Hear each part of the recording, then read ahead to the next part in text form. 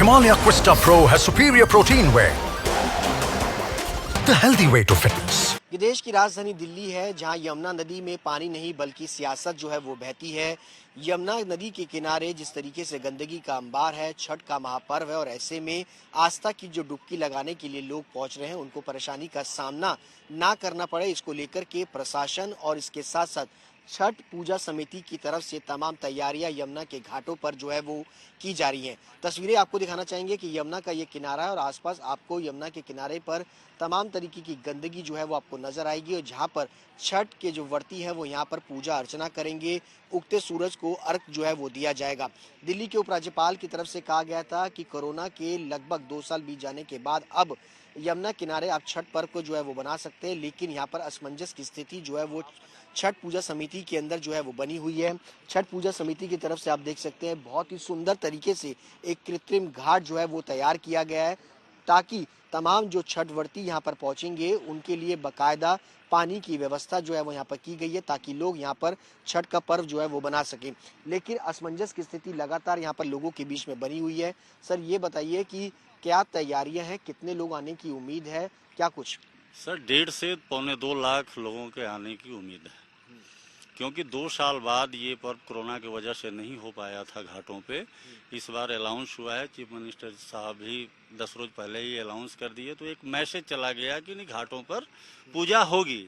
लेकिन अभी ऊहापोह में है, अभी क्लियरिटी नहीं आ रही है ऑर्डर में कि क्या जमुना जी में अर्घ दिया जाएगा या नहीं, क्योंकि हम लोगों को सख्त हिदायत है एसडीएम का कि आप लोग जमुना में अर्घ नहीं व्रतधारी नहीं दे पाएंगे, है ना, क्योंकि हमें अभी आदेश नहीं आया है। शायद लग रहा है कि आज कोई ऑर्डर मिले या क्या होगा, शाम तक पता चलेगा। लगभग कितनी तैयारियां, 1 लाख लोगों के आने की व्यवस्था है, क्योंकि जो ये कृत्रिम घाट बनाया गया यहाँ पर तो उतने लोग नहीं आ सकते। उतने लोग नहीं आएंगे, अगर परमिशन नहीं मिलता है तो बहुत मतलब असमंजस वाली स्थिति हो जाएगी और भीड़ काबू नहीं हो पाएगी अगर जमुना जी में अर्घ देने का परमिशन नहीं मिलता है, क्योंकि इसमें 25-30 हजार आदमी ही आ पाएंगे, तो इसलिए बहुत परेशानी है। देखिए आज क्या होता है। चलिए, तमाम यहाँ पर असमंजस की स्थिति जो है वो नहीं, आपको तस्वीरें दूसरी तरफ से दिखाएंगे कि देखिए घाट के चारों तरफ जो मिट्टी का अंबार लगा होता है उनको जेसीबीज की तरफ से यहाँ से हटाया जा रहा है, ताकि घाट को बकायदा एक स्थिर प्लेटफॉर्म जो है वो तैयार किया जा सके। इसके अलावा पीडब्ल्यूडी विभाग की जो टीमें हैं वो लगातार यहाँ पर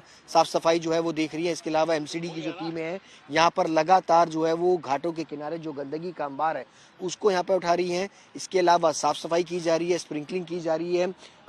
पूरे इस एरिया के अंदर काफ़ी बड़ी संख्या में मिट्टी जो है वो सूखी मिट्टी है, जिसके कारण यहाँ पर धूल जो है वो हो सकती है, पोल्यूशन का स्तर ना बढ़ जाए। उसके लिए बाकायदा दिल्ली सरकार के विभाग की तरफ से, डीपीसीसी की तरफ से यहाँ पर स्प्रिंकलिंग भी जो है वो की जा रही है, ताकि पोल्यूशन को भी कंट्रोल किया जा सके, क्योंकि 1 लाख से ज़्यादा यहाँ पर श्रद्धालु जो है वो पूजा अर्चना करने के लिए यहाँ पर आएंगे और लगभग सरकार की तरफ से 1000 से ज़्यादा घाटों की व्यवस्था जो है वो करनी है। और ऐसे में सरकार के लिए ये चुनौतियाँ भी हैं कि जल्द से जल्द इन घाटों की व्यवस्था जो है वो की जाए, ताकि लोग यहाँ पर छठ पर्व आसानी से मना सकें।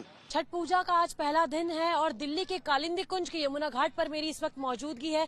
यमुना घाट पर पानी भी बह रहा है और छठ में सियासत भी बहती हुई यहाँ पर नजर आ रही है। यहाँ पर यमुना घाट पर छठ पूजा के दौरान झाग बहना कोई आम बात नहीं है। हर साल इस तरह का नजारा दिल्ली एनसीआर के रहवासियों को देखने को मिलता है और फिर भी व्रतिया और यहाँ पर जितने भी लोग छठ पूजा मनाने के लिए आते हैं वो मजबूर हो जाते हैं इसी झाग में अपनी पूजा करने के लिए, इसी झाग में सूर्य को अर्घ देने के लिए, इसी झाग में नहाए खाए की जो रिचुअल्स है उसे पूरा करने के लिए, और इसी तरह से मजबूरी में ये लोग अपना पूरा पर्व मनाते हैं। लेकिन दिल्ली सरकार का ये कहना है कि 1150 लगभग घाट बनाए गए हैं, जिसके लिए 25 करोड़ रुपए खर्च किए गए हैं, और उसके बाद भी ये हालात यमुना घाट पर इस वक्त नजर आ रहे हैं। तस्वीरों के जरिए सीधे आप देख सकते हैं कि कैसे यहाँ पर जगह जगह पर झाग है और दूर उस तरफ अभिषेक आप बताएं कि कैसे झाग को मिटाने के लिए रासायनिक छिड़काव इस वक्त किया जा रहा है। अब भारतीय जनता पार्टी का ये कहना है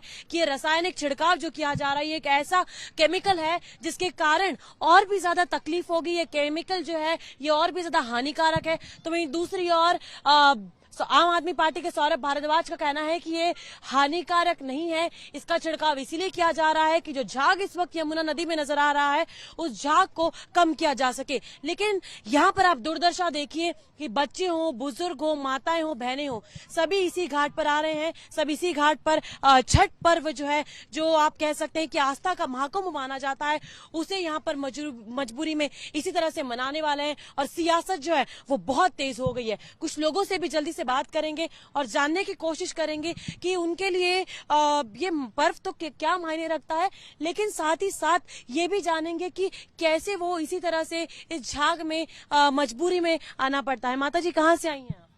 ये खादर से। तो ये बताइए, यहाँ पर अभी इतना झाग है फिर भी आप लोगों को मजबूरी में इसमें नहाना पड़ा? तो आज नहाने खाने का दिन है तो नहाना ही पड़ेगा। पर झाग है, कुछ व्यवस्था नहीं की गई है, ऐसा नहीं लगा आपको?